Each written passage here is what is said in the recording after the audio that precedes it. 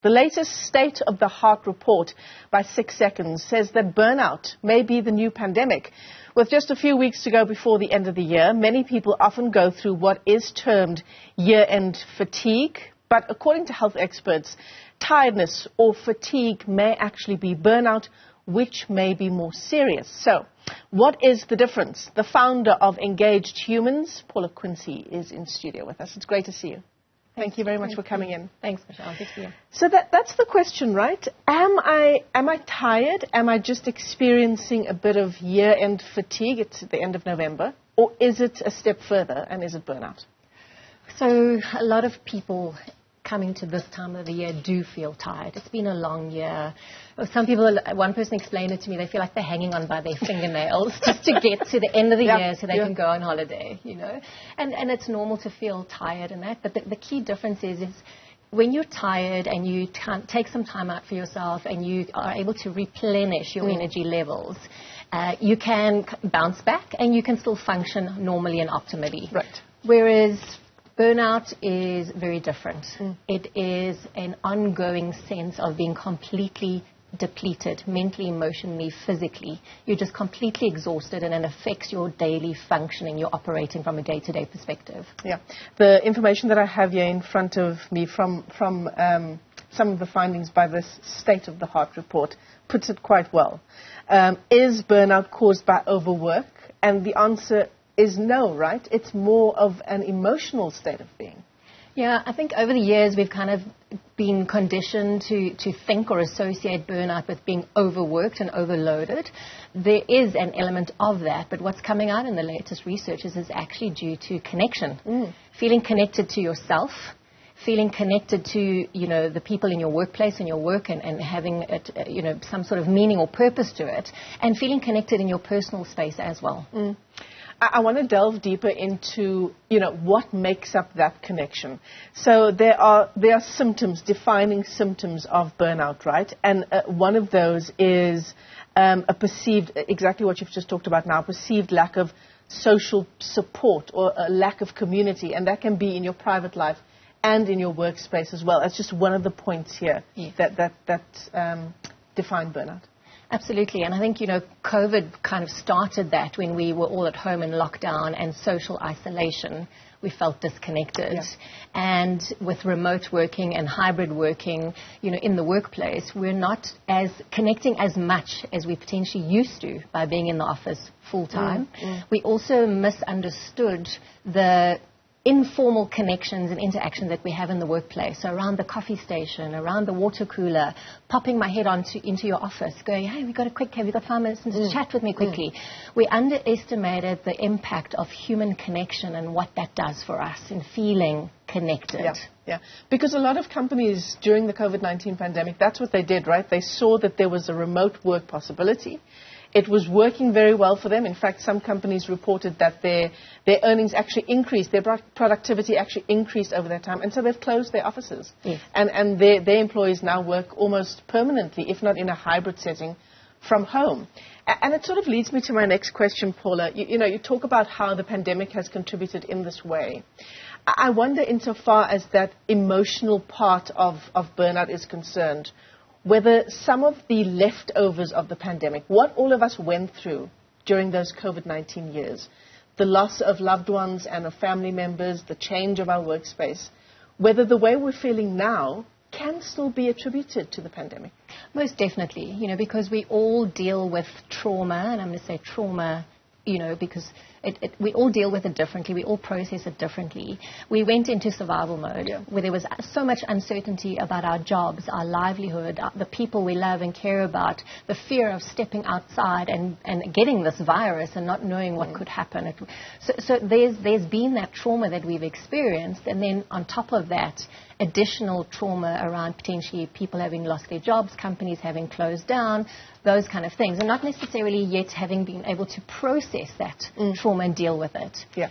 And now back into, it's almost like we've gone back to pre-COVID times. Yeah. People are back in this this hamster wheel and just being busy because of needing to almost justify their jobs and their salaries on the one hand, but at the same time, we've just gone back into normal mode, pre-COVID times. Without perhaps dealing with what happened during the pandemic. So let me ask you this, Paula. Is there a difference country to country when it comes to, in your opinion, when it comes to not just fatigue, but if we take it further to burnout? So are the circumstances particular to us here in South Africa? Are there any circumstances that may contribute to the levels of burnout we're seeing? And I'm referring to, you were with us as we were doing the headlines. You were sitting here at the round table. The news cycle, the incredible amounts of gender-based violence that we see in the news, the economy, it's Eskom, it's load shedding. Are these particular things that contribute to our levels of burnout here? Most definitely, because again, it puts us into survival mode, right? We're trying to survive around load-shedding schedules. For those people that can't afford to implement any sort of backup systems from an affordability point of view, it adds an added amount of stress. We're trying to work around simple daily things like cooking, cleaning, washing, ironing, and then, functioning in the workplace as well. And then the cost of that, the financial cost as well on top of that. And then, of course, unfortunately, the reality of South Africa in terms of our crime statistics, the current campaign with gender-based violence is happening. We have one of the highest stats in the world, unfortunately, when it comes to crime statistics and gender-based violence. So, yes, South Africa has been seen, and the research shows we have higher stress levels and indicators than other parts of the world. Wow. And I do hope that, our viewers who are watching can feel seen in this discussion, that you're not alone in the sense of burnout. I mean, I do feel in many ways that this is a discussion that we sort of have towards the end of the year every year, but something does feel different about 2023. So shall we talk about solutions? Yes. So first of all, how do I identify that what I'm experiencing is not just a bit of tiredness or fatigue, that indeed it is burnout? So very simply, you've had a hectic day at work, you come home and you're exhausted, right? But after a while of relaxation or participating in something that brings you joy, a hobby, going for a walk, something like that, you kind of recharge your energy levels, right? And you kind of bounce back from that. Whereas with burnout, it's this ongoing sense and feeling of depletion, mentally, emotionally, physically. Even after I've had a night's sleep, I wake up and I still feel exhausted. It starts affecting my way of operating. I make mistakes. I'm forgetful. I lose joy in things that used to bring me joy. I start withdrawing from society or people and interactions that I love, and I start isolating myself because I just don't have the energy. Maybe you get sick more often as well. Absolutely. It can translate into physical illnesses, so backache, digestive issues, migraines, headaches, all of those kind of things, flu, all of those kind of things, because our immune system, our body is so depleted. Yeah. So once I've identified that this is the case, how do I go about fixing it? I suppose that is maybe the even more difficult question, because you're in this hole, right? And what you're describing does sound awfully close to depression, Paula. Yes. At what stage do I then consult with my GP, get proper advice?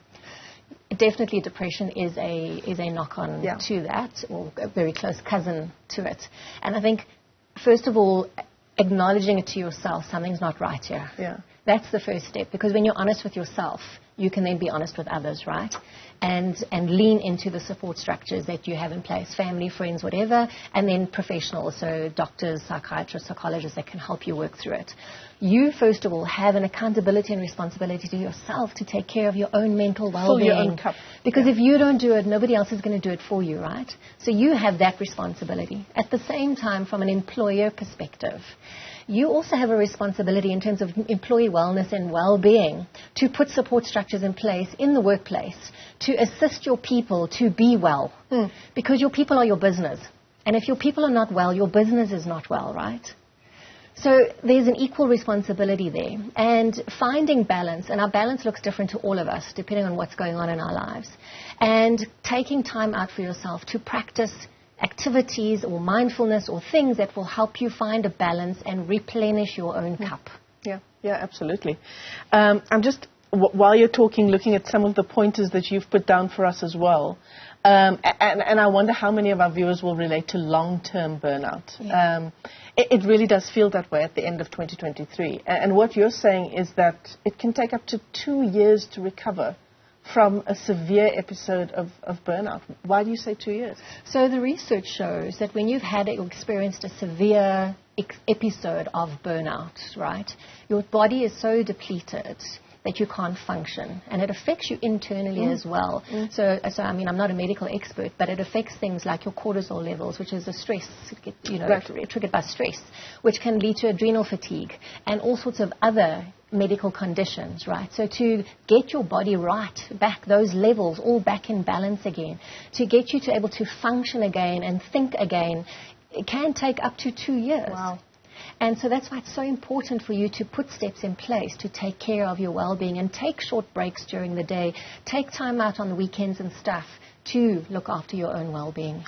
You know, the thing about workplace fatigue and workplace burnout, does your research say anything about whether companies are meeting that target of ensuring employee wellness? There was definitely a push again after COVID-19, and that became sort of more of a thing that employers wanted to include in their way of doing things. They wanted to ensure, they realized that there was this connection between employee wellness and ultimately your bottom line. Some people were going as far as implementing the 4-day work week, and they actually saw that their bottom lines were increasing. Are you seeing that connection still? So during COVID and after COVID or post-COVID, a lot of companies were very proactive in doing stuff around wellness and taking care of employees. It's now almost, there are still a lot of companies out there that are very proactive and have built it into their strategies because they realize the importance and the value of it. There are other companies that are not as proactive. And it's, as I said, gone back to almost work as usual. And you need to get on with it now. COVID is gone, and we need to get back on and moving again with things, And the companies are also going through their own struggles around trying to make a profit, be stable, and, please stakeholders and shareholders and investors and those kind of things. So, they've also got a job that they have to do. So how do we find that happy middle ground? And how do we give employees a sense of autonomy and flexibility that they can manage their lifestyles and their responsibilities? And at the same time, how do we create a space where they can still deliver and that their contribution is meaningful and that it contributes to the business strategies and bottom line? Yeah, and that ultimately is it. Employers, I would say, they don't leave, what's the saying? They don't leave bad companies, they leave bad managers, right?